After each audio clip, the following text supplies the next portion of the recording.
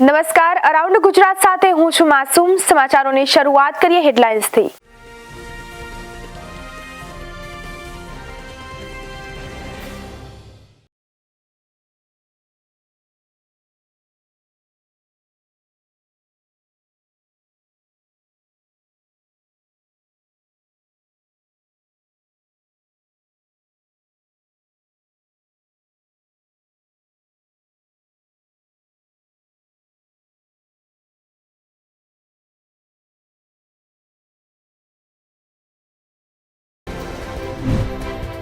આઈટીબીપીના જવાનોએ -40 ડિગ્રી સેલ્સિયસમાં તિરંગો ફરકાવ્યો, ભારત માતા કી જયના નારા લગાવ્યા।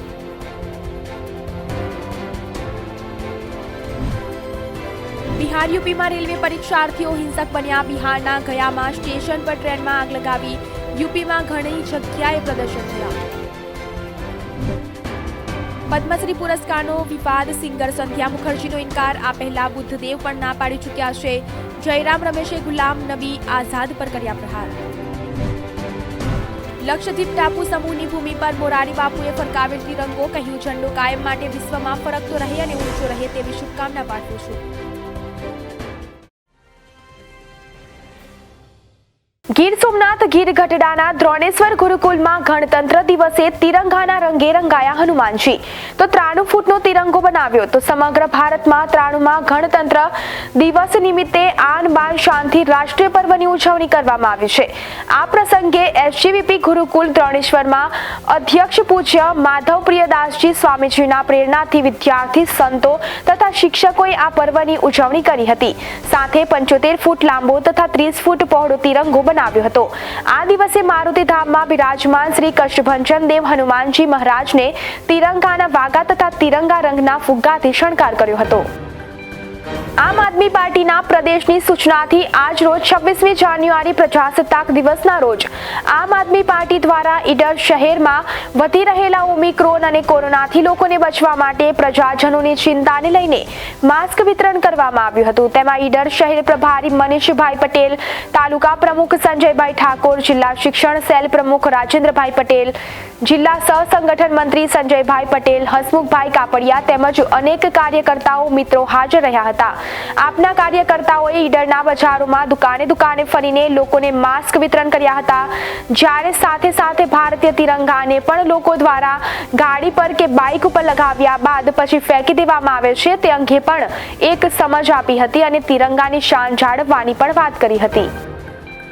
ભરૂચ જિલ્લા અને ગુજરાત માટે ગૌરવ સમાન એવા રૂરલ ઝઘડિયાના સ્થાપક ડોક્ટર લતાબેન અનિલ દેસાઈને પદ્મશ્રી થી સન્માનિત કરવામાં આવશે। તો તબીબી ક્ષેત્ર ભરૂચ સુરત જિલ્લાના અંતરિયાળ ગામોમાં અવિરત શ્રેષ્ઠતમ પ્રેરણારૂપ સેવાકીય પ્રવૃત્તિ માટે સન્માનિત કરવા માટે 26મી જાન્યુઆરીની પૂર્વ સંધ્યાએ સરકારે જાહેરાત કરી। ડોક્ટર લતા દેસાઈનું જીવનસૂત્ર છે આત્માનો મોક્ષાર્થમ જાગત હિતાય ચ।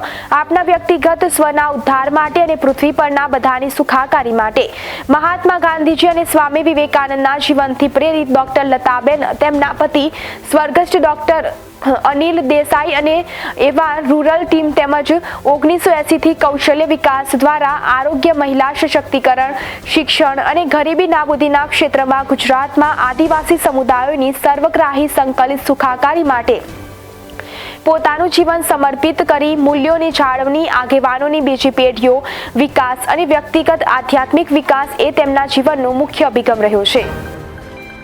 મોડાસા કેળવણી મંડળ અને મંડળ સંચાલિત તમામ શૈક્ષણિક સંસ્થાઓ દ્વારા 26મી જાન્યુઆરી 2022ના રોજ 93માં પ્રજાસત્તાક પર્વની દબદબાભેર ઉજવણી કરવામાં આવી। આ પ્રસંગે કેળવણી મંડળના પ્રમુખ બિપિનભાઈ શાહના હસ્તે ધ્વજવંદન કરવામાં આવ્યું તેમજ મંડળના કાર્યો, સંસ્થાઓની સિદ્ધિઓ અને આઝાદી કા અમૃત મહોત્સવની પણ વાત કરવામાં આવી। શાળાના ભૂતપૂર્વ વિદ્યાર્થી સોહિલ ચૌધરી કે જેની ઇન્ડિયન નેવીમાં નિયુક્તિ થયેલ છે, જેને પોતાની પ્રથમ સેલેરી સંસ્થાને દાન કરવાની વાત કરતા પ્રમુખ અને તેને બિરદાવ્યો હતો। તો આગામી 10 વર્ષમાં હાથ ધરાનાર કાર્યોનો ચિતાર આપ્યો। ત્યારબાદ કલરવ શાળા પરિવારની બહેનો દ્વારા મિલે સુર મેરા તુમ્હારા તો સુર બને હમારા અભિનય ગીત પ્રસ્તુત કર્યું। તો બીકનૈના સ્ટાફ પરિવાર દ્વારા મુસ્કુરાએગા ઇન્ડિયા કરી કૃતિ રજૂ કરી। તો દેશભક્તિના રંગમાં 4 ચાંદ લગાવવાનો પ્રશંસનીય પ્રયાસ કર્યો હતો। ત્યારબાદ પ્રમુખે સંસ્થાના અધ્યાત્મક શ્રી મથુરદાસ ગાંધીની પ્રતિમા તેમજ સુરત સૂતરની આંટી પહેરાવી આ પ્રસંગે કેળવણી મંડળના સૌ પદાધિકારીઓ અને મંડળ સંચાલિત તમામ સંસ્થાઓનો સ્ટાફ ઉપસ્થિત રહ્યો હતો. આરઆરબી એનટીપીસીના રિઝલ્ટમાં કૌભાંડના વિરોધમાં યુપી બિહારના વિદ્યાર્થીઓનું પ્રદર્શન બુધવારે પણ ચાલુ રહ્યું હતું.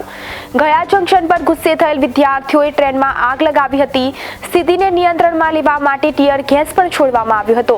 તો જહાનાબાદ, સમસ્તીપુરા, રોહતાસ સહિત ઘણા વિસ્તારોમાં વિદ્યાર્થીઓ રેલવે ટ્રેક પર આવીને નારેબાજી કરતા હતા. તો પ્રદર્શન કરી રહેલા વિદ્યાર્થીઓને કારણે રેલવે વ્યવહાર પણ ખોરવાઈ ગયો હતો. તો વિદ્યાર્થીઓનું હિંસક પ્રદર્શન જોતા રેલવે મંત્રી અશ્વિની વૈષ્ણવ બપોરે 3:30 વાગે પ્રેસ કોન્ફરન્સ કરે તેવી શક્યતાઓ હતી. તો 1.26 કરોડ વિદ્યાર્થીઓને પરીક્ષા માટે અરજી કરી હતી. તો એનટીપીસી પરિણામને લઈને ઉત્તર પ્રદેશ અને બિહારમાં ઉમેદવારોના વ્યાપક વિરોધ પ્રદર્શનને ધ્યાનમાં રાખીને રેલવે બોર્ડે મોટો નિર્ણય લીધો છે.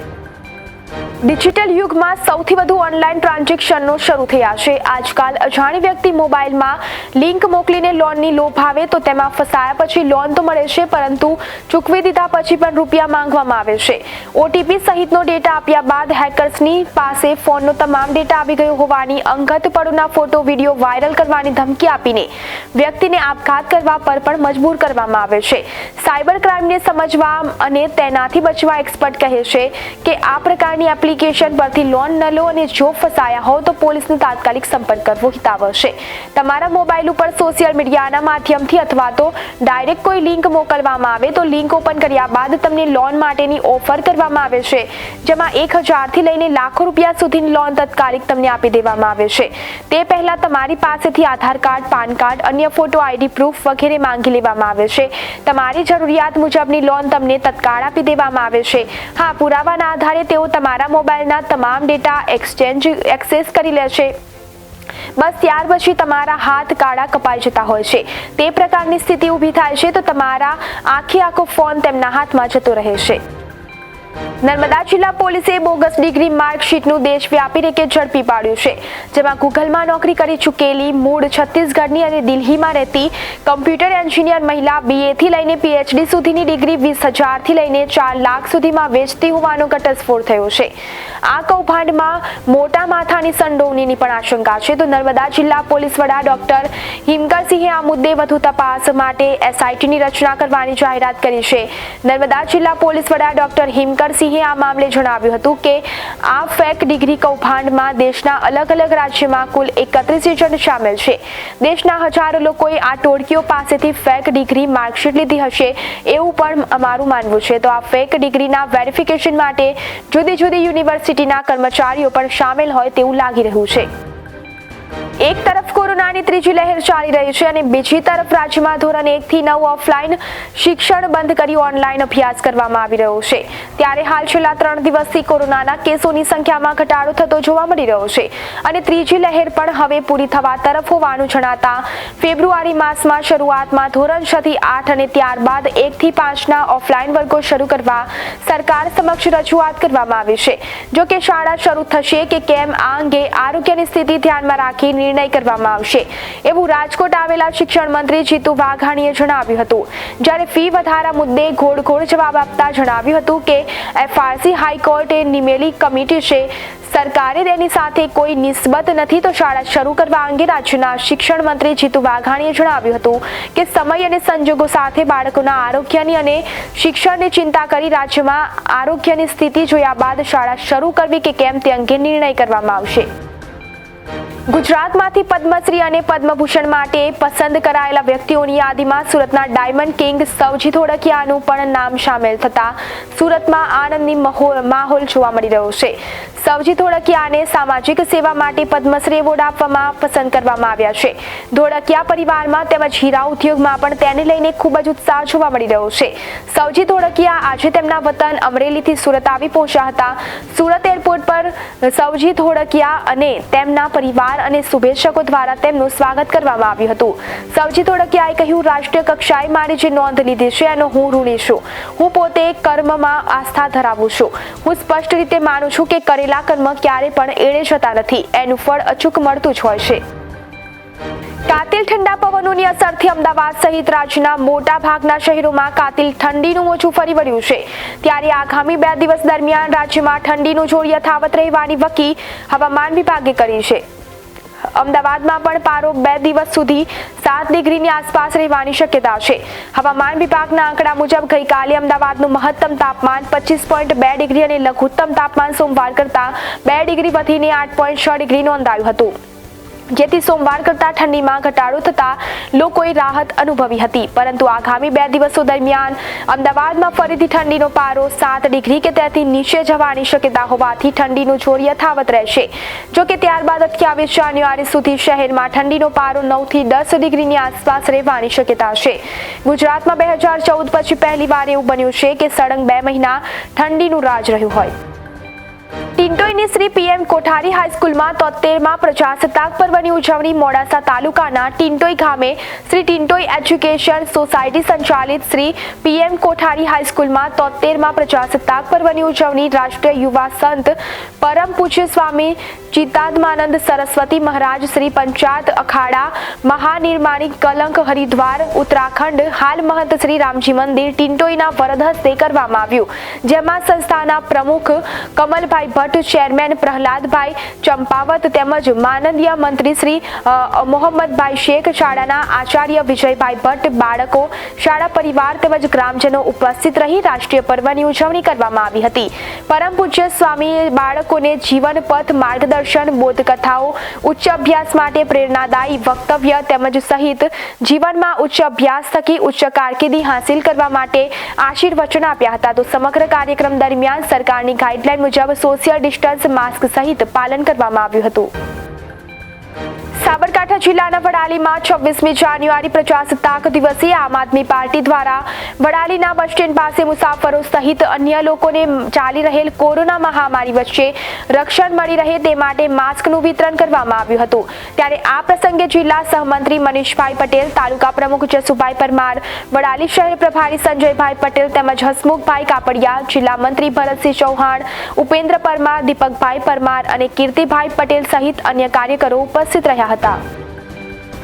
જાફરાબાદ ટાઉન પોલીસ અને જાફરાબાદ નગરપાલિકા દ્વારા કોરોના અટકાવવા માટે માસ્ક વિતરણ કરવામાં આવ્યું. પ્રજાસત્તાક પર્વ નિમિત્તે જાફરાબાદ ટાઉન પોલીસ સ્ટેશન ખાતે પીઆઈ શર્મા સાહેબ, પીએસઆઈ ઝાલા સાહેબ તેમજ જાફરાબાદ નગરપાલિકાના પ્રમુખ કોમલબેન દ્વારા સમરસનભાઈ બારિયા, ચીફ ઓફિસર ચારુભાઈ મોરી, ચેરમેન નારણભાઈ બાવણિયા વગેરે લોકોએ જાફરાબાદમાં આવેલ મચ્છી માર્કેટ પાસે માસ્કનું વિતરણ કરવામાં આવ્યું. તેમજ હાલ કોરોનાના કેસોનો વધારો થતા કોરોના સામે સાવચેતી તેમજ તમામ સોશિયલ ડિસ્ટન્સ જાળવવા, કાયમી માસ્ક પહેરી રાખવા તેમજ વારંવાર સાબુથી હાથ ધોવા વગેરે જેવી માહિતી લોકોને આપી હતી. 73મા પ્રજાસત્તાક દિને જેતપુર પાવી ગામે પહેલી વખત મહિલા સરપંચ નેન્સી અંકિતા શાહ દ્વારા ધ્વજવંદન કરવામાં આવ્યું હતું. 73મા પ્રજાસત્તાક દિનની ઉજવણીના ભાગરૂપે પાવી જેતપુરના તીનબત્તી વિસ્તારમાં ધ્વજવંદન કાર્યક્રમ રાખવામાં આવ્યો હતો. જેતપુર પાવી ગામના ઇતિહાસમાં પ્રથમ વખત મહિલા સરપંચ નેન્સી અંકિત શાહ દ્વારા ધ્વજવંદન કરવામાં આવ્યું હતું. આ ધ્વજવંદન કાર્યક્રમમાં ગામની મહિલાઓ સાથે ગ્રામજનો પણ ઉપસ્થિત રહ્યા હતા. તો સરપંચ નેન્સીબેન શાહે તેમના વક્તવ્યમાં જણાવ્યું હતું કે મહિલાઓને પણ ઘરકામ અને પરિવારની સાથે જાહેર ક્ષેત્રમાં આવવાની તક મળી રહે એ જ આપણા બંધારણની તાકાત છે અને આ જ બદલતા ભારતની સાચી તસવીર છે. સાથે સાથે સરપંચ દ્વારા આવનાર સમયમાં તાલુકા મથકે બસ સ્ટેન્ડ બનાવવાની, ગામના તળાવને પ્રવાસન સ્થળ તરીકે વિકસિત કરવા, મહિલાઓને આગામી વર્ષો સુધી પીવાના પાણીની તકલીફ ન પડે તે માટે મુખ્ય લાઈનો કાસ્ટિંગ કરવા, તમામ વિધવા મહિલાઓ અને નિરાધાર લોકોને વિધવા સહાય અને નિરાધાર સહાય, આયુષ્યમાન ભારત વીમા કાર્ડ સાથે તમામ સરકારી યોજનાઓનો લાભ તમામ લોકો સુધી પહોંચાડવાની મક્કમતા વ્યક્ત કરી હતી. તો અરાઉન્ડ ગુજરાતમાં આજે